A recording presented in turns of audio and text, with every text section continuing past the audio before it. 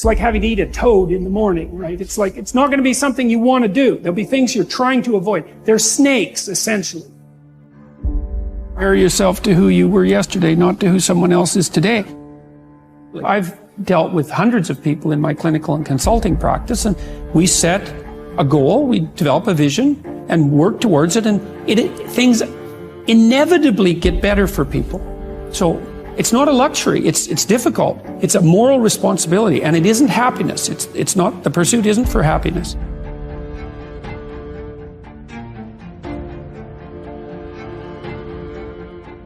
Well, greatness is what reveals itself when you attempt to formulate, when you attempt to carefully articulate and live out what you believe to be true. It just happens, because there isn't anything more powerful than truth. That's the antidote to suffering, truth. If you ask yourself, instead of telling yourself, what is it that I could do to set things more right today that I would actually do? It's usually some small thing because you're not that disciplined, Then you can go do it. Lay a disciplinary structure on yourself. Get the chaos in check. And then you can move towards a state that's freer. Well, what happens if you don't treat other people like they matter? Well, you lie to them, you cheat them, you steal, you enter into impulsive relationships with them. They can't trust you. That doesn't go anywhere. They don't like you. You end up alone at best, and maybe incarcerated at worst. That doesn't work. And so you watch the people around you who thrive, regardless of what they say. They act out the proposition that everyone matters. If you're hungry and you eat, well, that's good, but it's over, and then you're on to the next thing, right? It's not exactly sustaining, it's just necessary. That's called consummatory reward, by the way.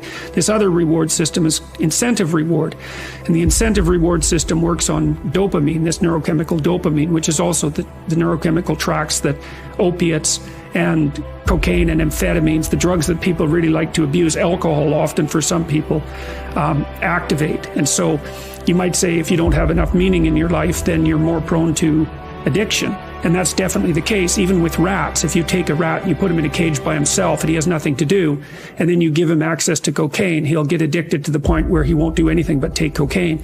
But if you throw the rat back in with a bunch of other rats and he gets to do rat things, then it's very hard to get him addicted to cocaine. And so the purposeless rat is prone to addiction. Well, it's the same with human beings.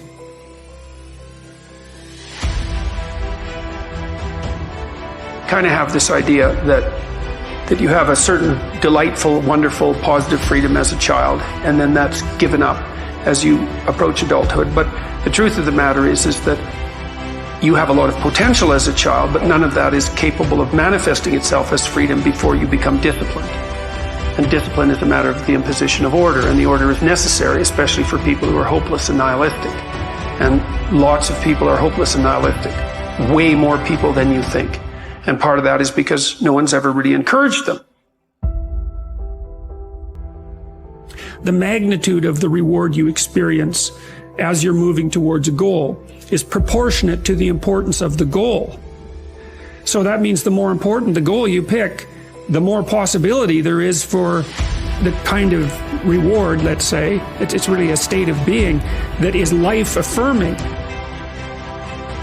And it is directly life-affirming in that, like if you're in a football game and it's an important football game and maybe you break a finger, and normally that's a problem. It hurts and you're going to stop doing whatever you're doing. But if you're right in the middle of the game, then you'll be so amped up on this reward system that it's analgesic. It stops the pain. It also suppresses anxiety.